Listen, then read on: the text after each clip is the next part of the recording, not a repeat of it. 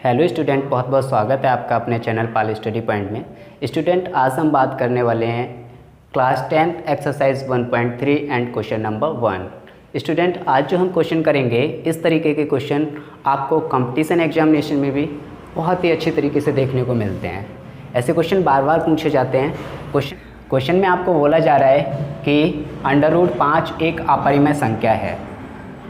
तो स्टूडेंट, इन क्वेश्चनों को सॉल्व करने के लिए हम इसका अपोजिट मानते हैं, उल्टा मानते हैं। अगर क्वेश्चन में अपरिमेय दिया है तो हम उसको परिमेय मानते हैं, रेशनल नंबर मानते हैं। ठीक है, जैसा कि यहाँ पर है √5 एक अपरिमेय संख्या है, तो मैं इसको मानता हूँ माना, ये हम मानेंगे, माना √5 एक परिमेय संख्या है। √5 एक परिमेय संख्या है। ठीक है स्टूडेंट, परिमेय संख्याएं वो होती हैं, ये परिमेय संख्याएं माना है ना हमने, तो परिमेय संख्याएं वो होती हैं जिनको अपॉन के रूप में लिखा जा सकता है, जिसको बटे के रूप में लिखा जा सकता है। ठीक है, जिन संख्याओं को वटे के रूप में लिखा जा सकता है उसे बोलते हैं परिमेय संख्याएं। राइट, तो अगर √5 एक परिमेय संख्या है तब हम लिख सकते हैं कि √5 को अपॉन के रूप में लिखा जा सकता है, यानी हम इसे मान लेते हैं, तब P/Q मान लो। ठीक है, यहाँ पर कोई भी आप मान सकते हो, P/Q मैंने मान रखा है, आप चाहें तो A/V मान लें, R/S मान लें, कुछ भी आप मान सकते हैं। लेकिन क्योंकि ये परिमेय संख्या है इसीलिए मैंने इसको अपॉन के रूप में लिख दिया है। लेकिन परिमेय संख्याओं में क्या होता है, यहाँ हम लिख देते हैं जहाँ P और Q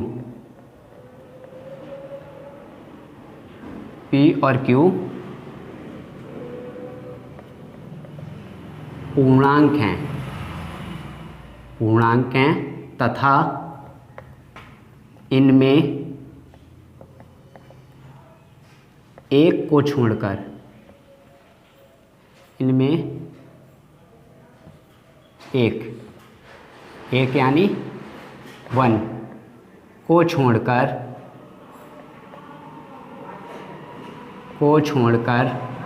कोई उभयनिष्ठ नहीं है, कोई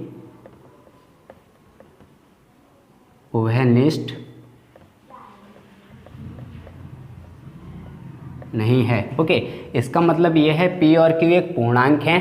ठीक है, तथा इसमें कोई भी 1 को छोड़कर कोई भी उभयनिष्ठ नहीं हो सकता। उभयनिष्ठ का मतलब कुछ भी कॉमन नहीं हो सकता। इसका मतलब ये है कि ऐसा नहीं हो सकता ऊपर भी 5P हो और नीचे भी 5Q आ जाए, यानी 5P के साथ भी है और 5Q के साथ भी है, तो यहाँ तो कॉमन हो रहा है ना, लेकिन कॉमन नहीं होना चाहिए। अगर ये कॉमन हो जाएगा तो फिर ये एक परिमेय संख्या नहीं, फिर ये अपरिमेय संख्या होगी। ठीक है, अगर ऐसी कंडीशन होती है तो हम बोलेंगे ये अपरिमेय संख्या है। लेकिन परिमेय संख्याओं में कुछ भी कॉमन नहीं होना चाहिए, ऐसा नहीं होना चाहिए। आगे सॉल्व करते हैं। इसका अपॉन 1 मान के क्रॉस मल्टीप्लिकेशन कर लेते हैं, तो हमारा आ जाएगा 5 √5Q = P।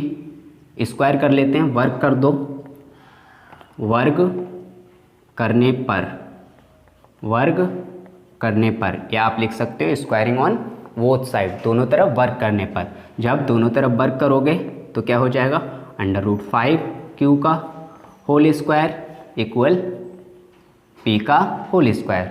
इसको सॉल्व अगर हम करेंगे तो स्क्वायर से रूट कट जाएगा, यानी 5Q² हो जाएगा = P² हो जाएगा।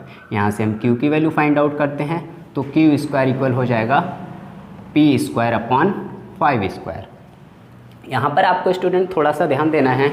इसमें क्या करते हैं, अगर किसी का वर्ग 5 से डिवाइड है तो वो संख्या भी 5 से डिवाइड होगी।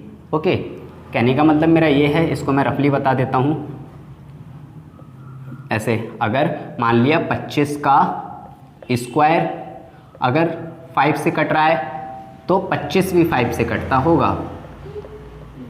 5 × 5 5 × 5 कट रहा है ना, इसका मतलब यही है, अगर P² 5 से कट रहा है तो P भी 5 से कटता होगा। जैसे 25 का स्क्वायर अगर 5 से डिवाइड है तो केवल 25, स्क्वायर हटाने पर भी ये 5 से डिवाइड ही रहेगा। यही रूल्स यहाँ पर अप्लाई होगा कि अगर p स्क्वायर 5 से डिवाइड है तो p भी 5 से डिवाइड होगा। तो क्या होगा, p स्क्वायर अगर 5 से डिवाइड है तो p भी 5 से डिवाइड होगा। ओके, p भी 5 से डिवाइड होगा, क्योंकि p का स्क्वायर डिवाइड हो सकता है, कट सकता है 5 से, तो p भी 5 से कट सकता है। और अपन जब p आपका 5 से कट रहा है, यानी p में कोई ना कोई ऊपर 5 कॉमन आ रहा होगा, तभी तो कटता होगा। ठीक है ना, यानी ऐसा होगा कहीं, तभी तो हम इसको काट सकते हैं। ठीक है ना, तभी तो हम इसको काट सकते हैं कि ऊपर p जो है उसमें भी हमारा 5 कहीं ना कहीं कॉमन होगा। तो हम बोल सकते हैं कि p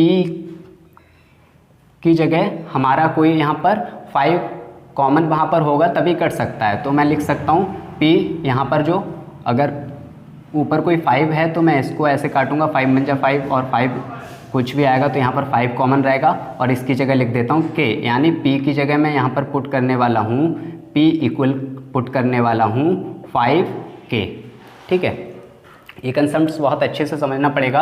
अगर p स्क्वायर 5 से डिवाइड है तो p भी 5 से डिवाइड होगा, और जब p 5 से डिवाइड हो रहा है इसका मतलब कि p ऐसा कोई नंबर है जिसमें 5 आ रहा है, तभी तो डिवाइड होता होगा। तो मैंने सोच लिया कि यहाँ पर कोई भी नंबर मान लो 25 होगा अपॉन 5 है, तो 5 बार में कट रहा है तो 5 तो ये हो गया, और इसके साथ अगर मान लो यहाँ पर 0 होता तो ये 0 ऐसे आ जाता। तो मैं इस 0 को क्या मान ले रहा हूँ, k। यहाँ पर 5 तो कॉमन होगा ही होगा, अगर अपॉन में 5 है तो 5 तो इसमें कॉमन होगा ही होगा, प्लस इसके साथ जो आएगा उसको मैंने एक k मान लिया है, कांस्टेंट नंबर k। तो मैं यहाँ पर पुट कर दूंगा p स्क्वायर बराबर 5k। क्या पुट करूँगा, 5k। स्क्वायर का स्क्वायर ऐसे ही रहेगा, 5 का 5 ऐसे ही रहेगा। इसको हम सॉल्व कर लेते हैं। q स्क्वायर इक्वल ये कितना हो जाएगा, 25 अपॉन 25k स्क्वायर अपॉन 5। ठीक है, इसको अगर मैं कट कर दूंगा तो क्या हो जाएगा, q स्क्वायर बराबर 5k स्क्वायर। ठीक है, एक तो हमारा समीकरण हो गया। इसको हम ऐसे भी लिख सकते हैं कि q स्क्वायर बराबर p5। ठीक है ना, अगर p स्क्वायर हमारा 5 से डिवाइड है तो p स्क्वायर 5 से डिवाइड है तो p भी 5 से डिवाइड होगा। इसको हम ऐसे भी लिख सकते हैं। ठीक है ना, और यहाँ पर ऐसे लिख रहे हैं तब भी ठीक है। यहाँ से हमारा क्या आ गया, q square equal 5k square. हम 5k को इधर ले आते हैं और q को उधर ले जाते हैं, यानी हमारा हो जाएगा q स्क्वायर। यहाँ से हम क्या करेंगे, k की वैल्यू निकालेंगे तो हो जाएगा k square upon q square upon 5। ठीक है, ये हमारा समीकरण 1 था और ये हमारा समीकरण 2 है। ये हमारा समीकरण 1 है और ये हमारा समीकरण 2 है। समीकरण 1 और 2 को अगर हम देख रहे हैं, समीकरण इक्वेशन 1 और इक्वेशन सेकंड को अगर हम देख रहे हैं तो हमें यहाँ पर दिख रहा है कि p भी 5 से डिवाइड हो रहा है और q भी 5 से डिवाइड हो रहा है, यानी p के साथ भी 5 आ रहा है और q के साथ भी 5 आ रहा है। तो हम बोल सकते हैं कि इसमें 5 एक उभयनिष्ठ गुणनखंड है। 5 क्या है, एक उभयनिष्ठ गुणनखंड है, अतः यह परिमेय संख्या नहीं होगी। ठीक है, यहाँ पर आप लिख सकते हैं समीकरण फर्स्ट व सेकंड में p और q दोनों 5 से विभाज्य हैं, अतः √5 परिमेय संख्या नहीं है।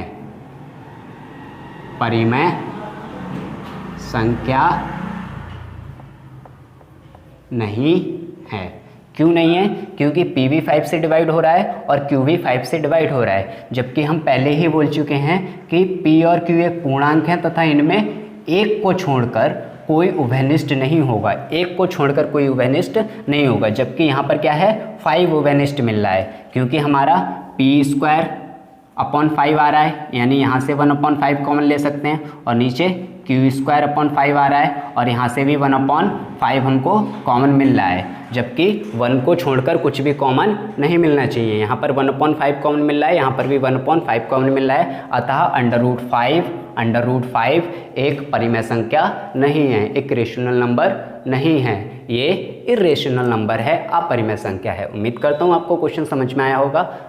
Thank you, bye bye.